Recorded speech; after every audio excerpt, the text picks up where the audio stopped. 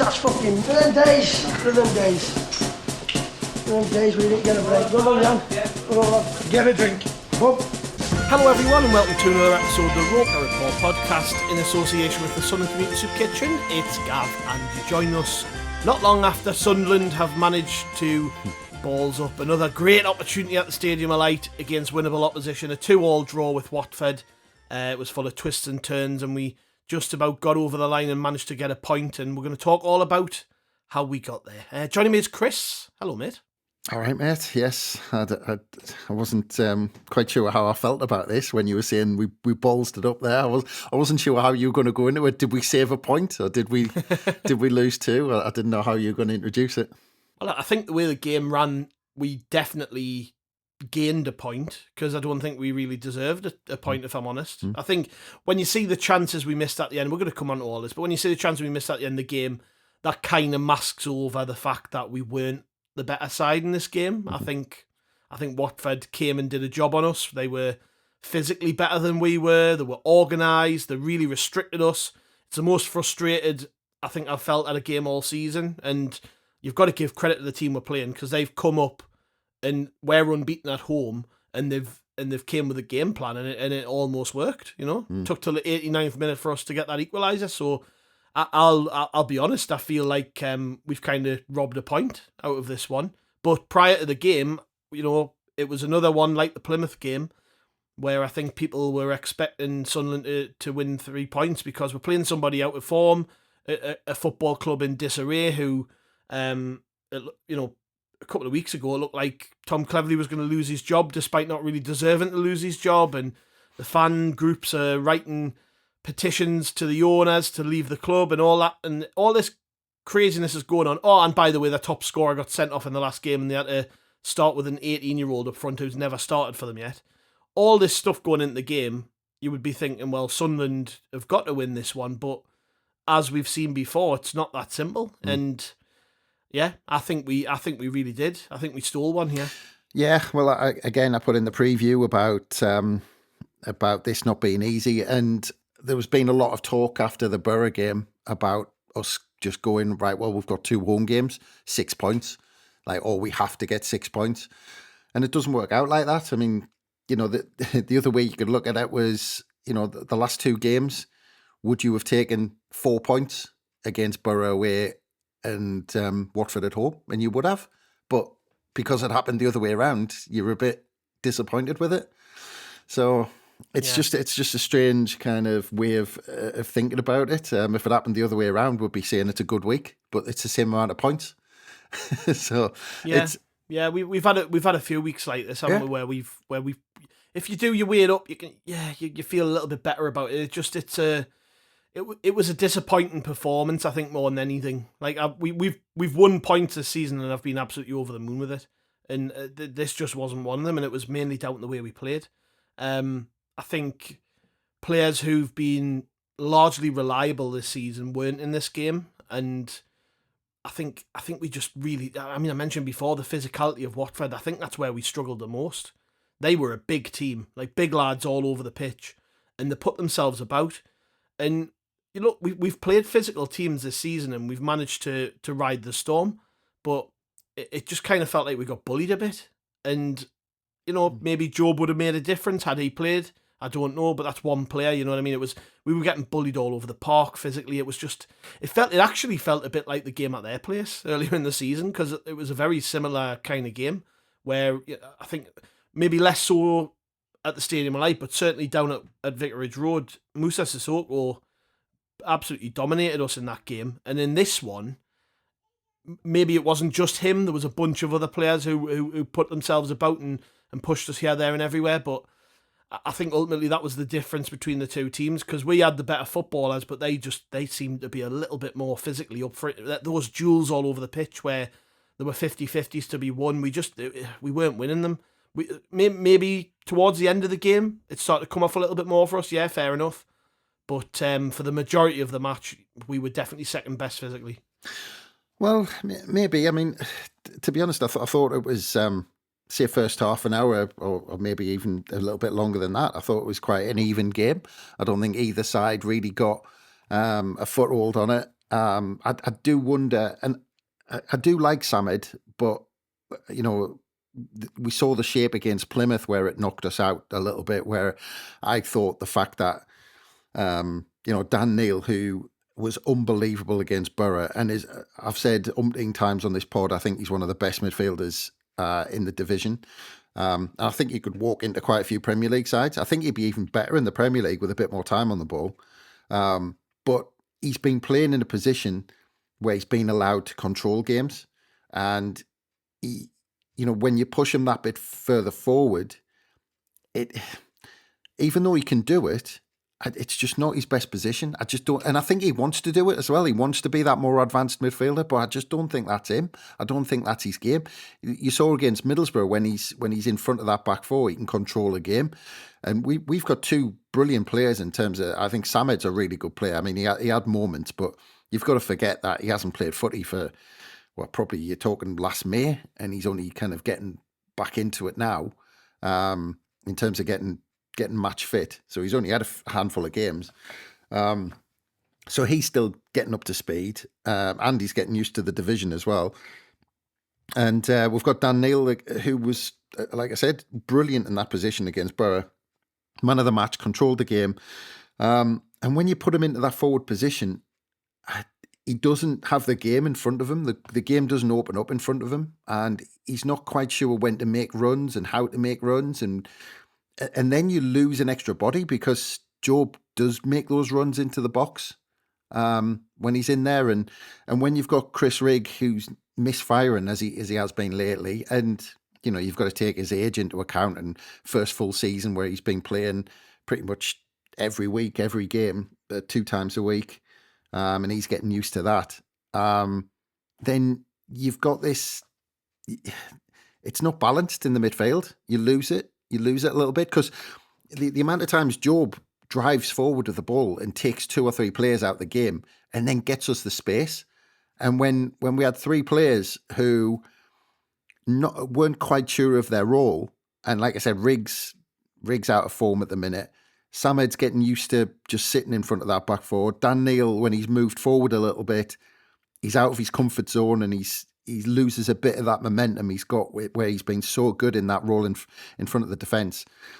So I think that similar thing happened to what happened against Plymouth, where there was a bit of an imbalance there, and I just don't think we could get going. Even though I thought for a lot of the first half we looked comfortable, and I thought for the first period of the first half, actually, whenever we went forward, we did look relatively dangerous, and we were getting the balls into decent areas. And the ball over the top, Isidore was looking for it all of the time, which he wasn't at all in the second half. And again, to have those parallels with the Plymouth game, it was that panic that after we went behind, and after Watford pulled it back and we went behind, there was that panic that set in, and we've got to keep more control of the ball, and we've got to control games a lot better when teams get back into it at home, because at the minute it's almost like we've got this record that we haven't lost at home, and it's this panic to keep it going instead of remembering what got you there in the first place and what got you the record, and that this brilliant record and playing so well at home and controlling games. You almost forget, and it's just like everything goes out the window, and you're just desperate to get a goal. Yeah, and I think panic's one way of putting it. The other thing is it's urgency, and I would say one of the criticisms I've got, not just in this game but in a lot of games recently, is that I think we could do with starting games with that urgency, where when we go behind, we seem to say pedal to the metal. We go full throttle and we give it our all, and we start working the ball a lot quicker into wide areas, and people start taking risks. And I'm not saying that it has to be like that for the full game, but I would just like to see us start games on the front foot a little bit quicker than we have done, because I know we took the lead in this one, but you just seem it feels like we're all just waiting for Sunderland to really put someone to the sword, and I think we've got the players to do it. But what we seem to do is we let teams get comfortable. Like even in this one, for instance, taking the lead sort of 15, 16 minutes in, like we did, we didn't didn't make that count. We didn't control the game from that point, which is what I think everybody was expecting us to do. And that's something we've got to work on. I mean, it's difficult because we're now into February and we've not really done it all season, but it's definitely something that we need to be better at. And I'm nitpicking probably because our home record's exemplary, and so is our away record, to be fair. But it's like it's these little tweaks, these little changes where I think we could maybe turn some of these draws into wins and things like that. It's definitely this game we could have killed it a lot earlier if we wanted to, and I think the problem is that the longer it goes on, where you're not really controlling the game, that gives them confidence. And I know they got a penalty before half time, and that got them back in the game. But I definitely think it's the way that, if we're 2-0 up before they get that penalty, their mindset going into half time is totally different. We just don't do that enough, where we just get ourselves ahead and crush them into the ground, and remove that ability for them to get any confidence from the fact they're only 1 goal down or whatever. Like, we don't do that enough, and it's just it is something that really frustrates us, because when I look at the players we've got and the quality we've got in our ranks, there's no reason why we can't be 1, 2, 3-0 up at half time against some of these teams. Like Watford, like I said, I think they probably deserve more from the game, but regardless, I'm not just talking about Watford, I'm talking about something which has happened all season, really. Yeah, well, look, I mean, if you look at the game after we scored, we had half chances. We had that 09 header that just went wide. Rig had a shot. Roberts had a chance to go on the break where he decided to just run straight with it, and he never looked in control of the ball, and he ended up just kind of giving it away on the edge of their box without doing anything. And at one point, it was almost 2-on-2 when he first picked the ball up. And I mean, it's worth just talking about Roberts at this point, because for me today, he produced absolutely nothing. And for too long now, I see him not taking on his man. He's almost now got a bit of a fear of taking someone on. And I mean, we might come on to it, but when Poveda came on, all right, he didn't necessarily produce a lot, but there was a couple of times he got to the byline, and I thought, actually, he looks a bit more direct than Roberts.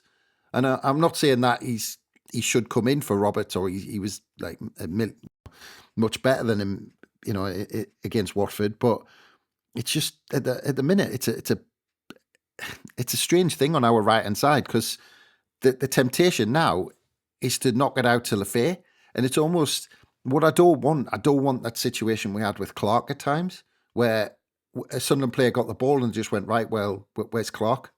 Like, let's give him the ball and let him do his thing. And I don't want to get in that situation where everything comes down one side, because we're thinking that we're not going to get any joy from the other. But yeah, Roberts needs to start producing and kind of getting a few assists under his belt, or just get a couple of goals or something, just produce something.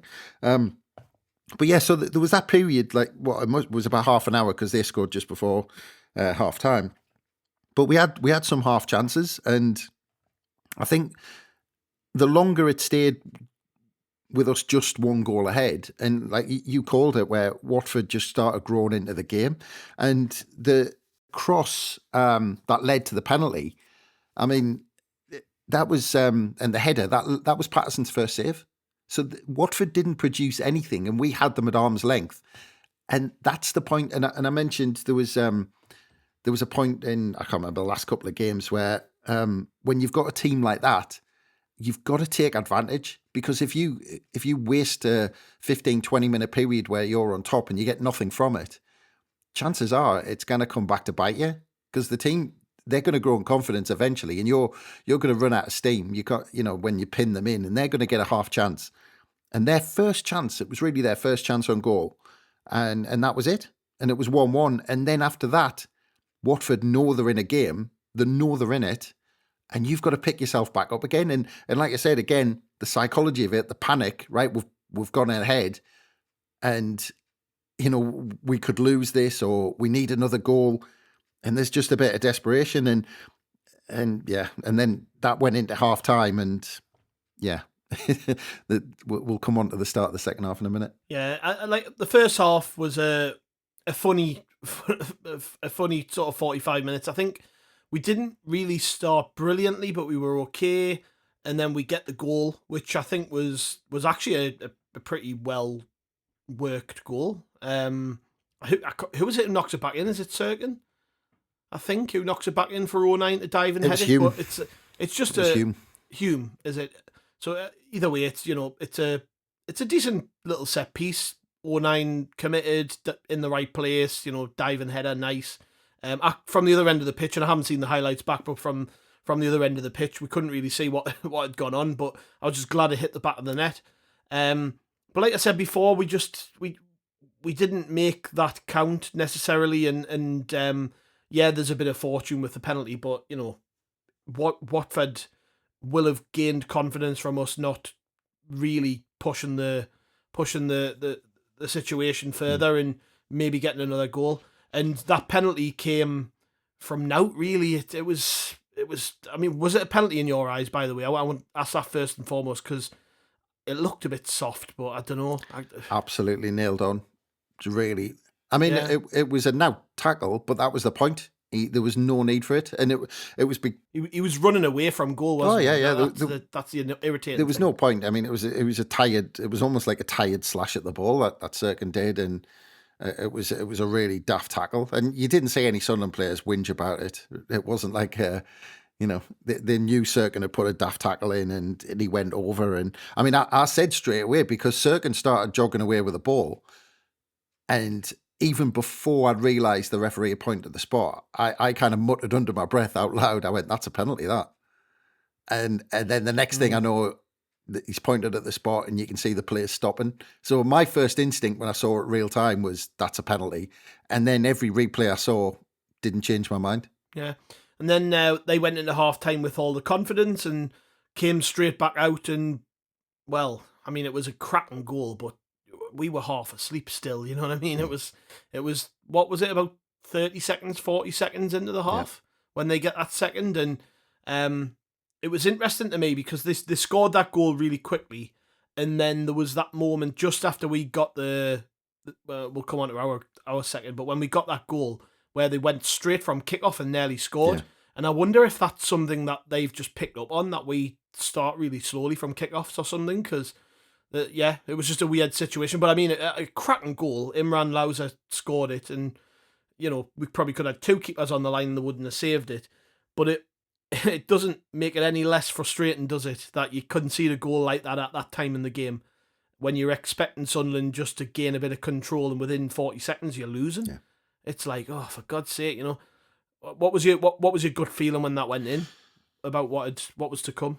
Well, I was shouting at it because we didn't wake up. I mean, we didn't start the half. I can't remember. I was trying to think there who gave the ball away, but basically straight away from kickoff, I can't remember whether it was Rigg or Roberts.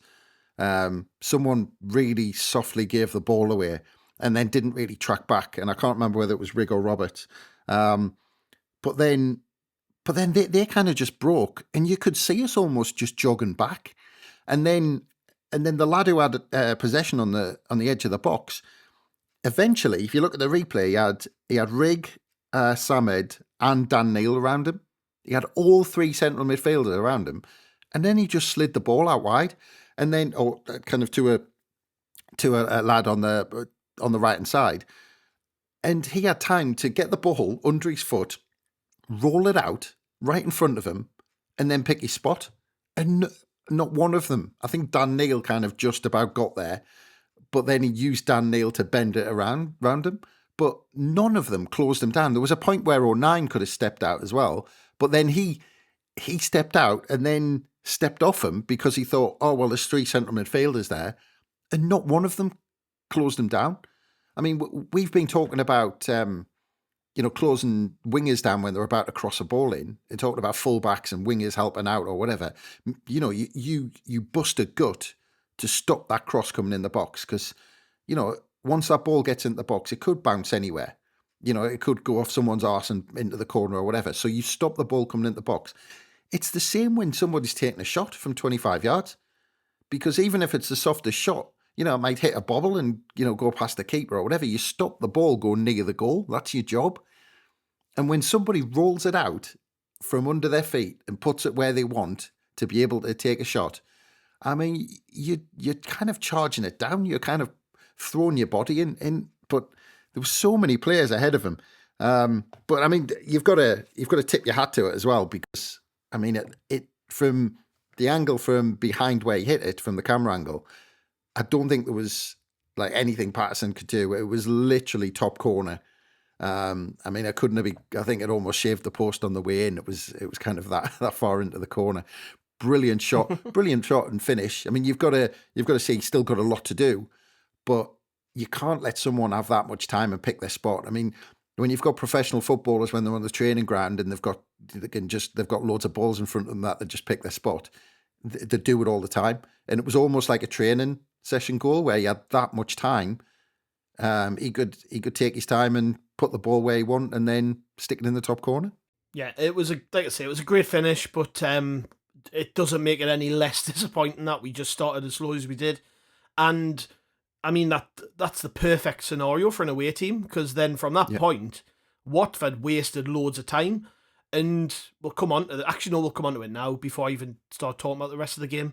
But they wasted time for the rest of the half. And then in the 89th minute, I'm looking at the fourth official, I'm thinking, loads of subs. They've had players go down injured. They've wasted time non-stop. There's been 2 goals, 8 minutes, 9 minutes. I mean, it was that much wasted time.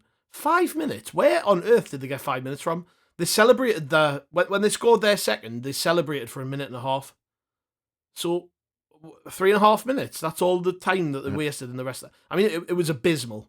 Abysmal. I don't understand how they only decided on 5 minutes, but there we go. But anyways, our reaction to going behind just before the hour mark, we brought off Salis Abdul Samed for Milan Alexic, and Jan Paveda came on for Patrick Roberts. You briefly talked about Paveda.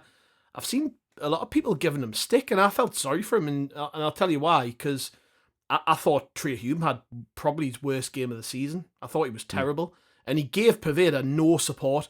Because Paveda was on my side of the pitch where I was on the ground, and the amount of times he was picking up the ball and he was having to do like step overs and come back and forth and drag it, and so just because he had nobody, those triangles that the style of play, the triangles we've became famous for under this manager, they were non-existent. Trey Hume gave him zero support. In fact, it was only sort of the last 5 minutes of the game where Trey Hume started getting up in support of him.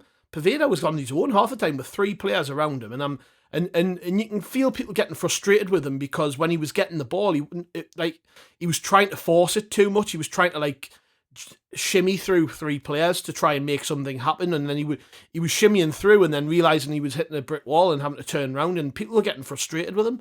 But I honestly was screaming at Trey Hume. Well, what are you doing? Give him some support. And I honestly felt sorry for him because, like I say, he's been getting stick from fans after the game for his performance. And I actually think if he'd had proper support, you might have actually seen him do something. Well, I mean, to be fair, you can probably say the same about Roberts. I mean, I was probably a little bit harsh earlier on when I was talking about Roberts because of this reason, and I think it's a symptom of how we lined up in the middle of the park. So when you haven't got Job in there, who forms one of those triangles on I think Rig normally goes to the right hand side, I think, and Job goes to the other. Yeah. So they pull across. So those 2 attacking midfielders go to one on either side, and they help the winger out. So then you've got the fullback, you've got the winger, and you've got the central midfielder. And sometimes Isidore or whoever's playing up front kind of comes across, and then you've got that triangle on that side. But without that, and today I thought that was where Chris Rigg was kind of, like I said, Chris Rigg, I think he's a bit out of sorts at the minute. I don't know what he needs, whether he needs a rest or whatever, but he's certainly not playing as well as he was earlier in the season. Dan Neil, he's not used to that. He hasn't been playing in that role all season. So when he comes into it, it's just not going to be as good as players who've been training and been kind of, ingrained in joining those triangles and being involved in that. Dan Neil was 20 yards behind most of the games and doing a brilliant job there. So when you lose that you lose those links and those options that those wingers have when they got the ball. And actually, you saw Lefay, and quite often he was waiting for Cirkin to overlap him, so he had an option to knock it down the line or come inside. And he had to cut back quite a few times. But yeah, I mean, and I thought Poveda was no worse than Roberts. And I thought actually he, if anything, looked a bit busier than Roberts. Maybe the end product being exactly the same, but we're splitting hairs really between them, aren't we? If neither of them produced anything during the game, but yeah, I think it was a symptom of how we lined up, and I think it was very similar to what we did against Plymouth. But you saw in the end, kind of Rig came off with 20 minutes to go for Mayenda, and I thought that could have been done earlier as well. And I thought, actually, you talk about Alexic coming on. I thought he did all right. Yeah, I like Alexic. Every time I've seen him, he's done okay. Needs to start putting his chances away, which we'll come on to. But yeah, I think I think he looks a player. He's never looked out of place when he's came on, and he's mainly played down the left. He's got a lot of pace. He's quite tricky. I'd like to see him play in his proper position a bit more. But I think, when we're talking about Chris Rigg maybe being out of sorts, there's no reason why Alexic couldn't start a game or two coming up. I think he's good enough. Well, the interesting thing as well, when he came on, Lefay moved into a more central position, and actually I thought he disappeared a little bit from the game when he came in the middle. Yeah, he was less effective. Yeah. He was less effective, but I think we had to move some parts around to get Mayenda on. And I agree with you. I think Mayenda should have been on earlier. You saw the difference. I mean, I think this little run where Mayenda's not been starting games, I think Isidore's looked a lot more isolated. Yeah. And them two play really well off each other. I don't understand the reluctance of playing them together. But look, he came on and it was just probably 10 minutes too late for me. I would have brought him on with the other two subs and just went for it. I'd have done a half time. And Mayenda, I thought, played really well. When he came on, he gave us a burst of pace. He was direct. He was making them run with run facing their own goal, which they hadn't done a lot of, Watford.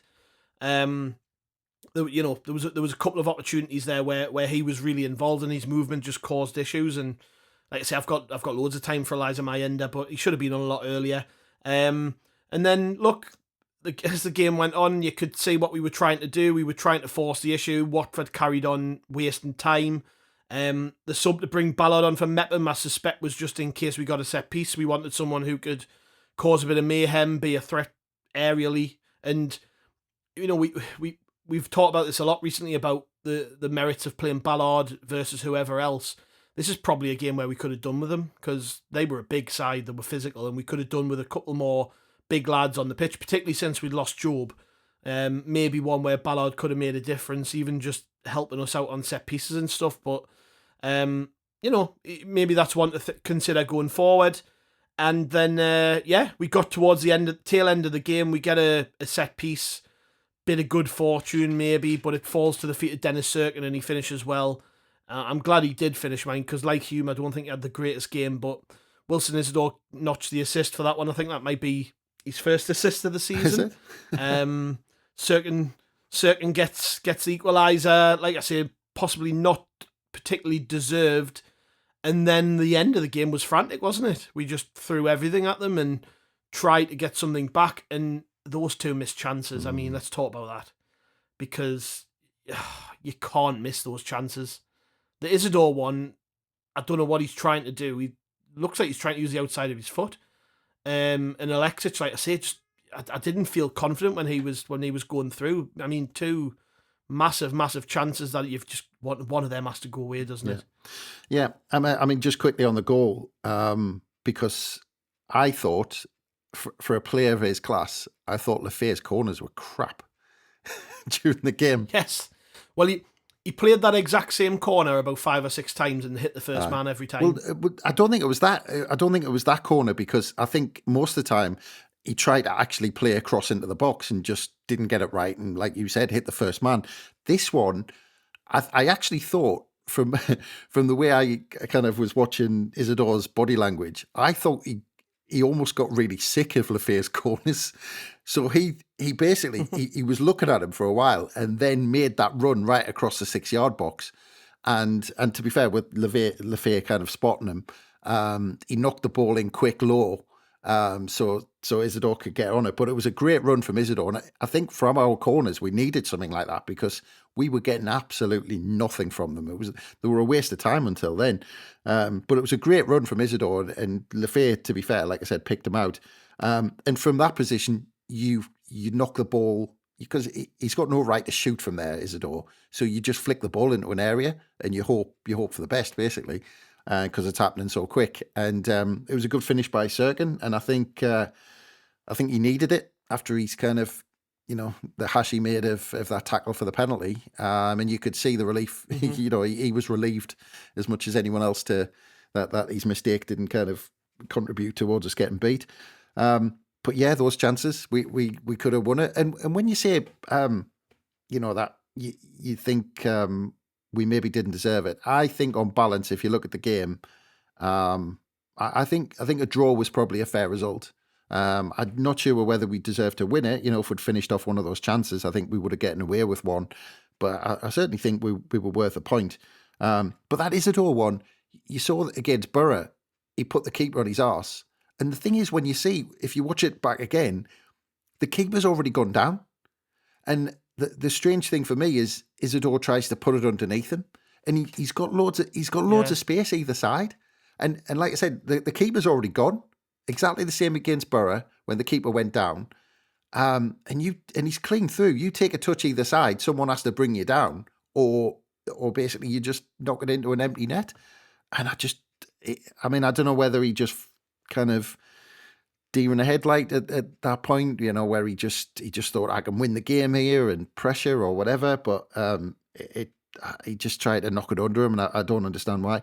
And Alexis, he was clean through as well. I mean, you could maybe argue he's not a natural striker, but I think from that sort of position, you've just got to be putting them away. I mean, you're not going to get much better chances than that one-on-one with a keeper. You've just got to put them, especially, I mean, from Isidore's point of view, he's going to be living through that, all night and all, until the next game, he's going to be thinking about that chance, because strikers should be putting them away. Yeah, well, that leaves us in fourth place. We're not going to move from fourth. We're not going to move any lower even. Fourth place, we are 5 points behind Sheffield United in second. They were terrible, apparently, against Portsmouth, but they managed to win. Yeah. They played crap and won. And they now extend their sort of gap between us and them to 5 points. So, well, we've got to win on Wednesday night, against Luton. It's a massive game. They're second bottom in the table. I don't care, about the fact they were in the Premier League last year, the fact that it was one of the toughest away games we had this season. Since then, they've really dove off a cliff, and we've got to beat Luton. We've got to. I think if we don't win that game and the other teams continue to keep winning games, then it's going to look like a big stretch for us to really catch up to them. I know there's a lot of football left to go, and much can change between now and the end of the season, but we don't even want to give them that opportunity to make the gap wider. Yeah. We need to be relentless with our pressure, and look, a win against Luton might only be enough to keep that gap at 5 points, but we've got to do it. Yeah. We've got to do it. And I think all that this result against Watford has done is put a little bit more pressure on that one, particularly with the home fans, because it's another home game. So people are turning up and they're going to be expecting a win, and rightly so. But Luton are shit. We should be beating them. Yeah. I mean, look, from my point of view, I think Leeds, I think they'll take some catching Leeds. I think Leeds are up. Yeah. I think it's champions. I think Leeds will go up. I think they're too good. And then it's 1 from 3. I think Sheffield United will drop points. I heard an update on TalkSport when I was driving from their game that said they were awful, and I mean that the report was just saying they were so bad.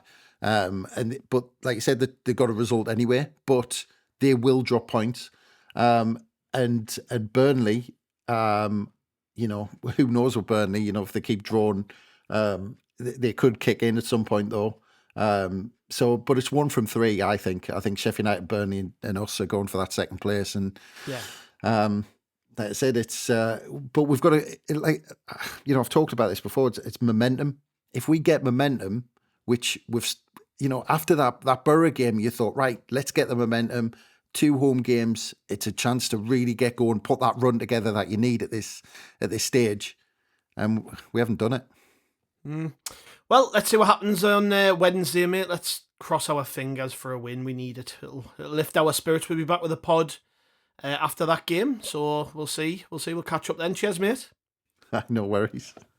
Cheers, listeners. Thanks for joining us. Like I say, we'll be back with a podcast after the Luton game. So make sure you catch up with that and all the other good bits and pieces that we have over on rokereport.sbnation.com before and after the game.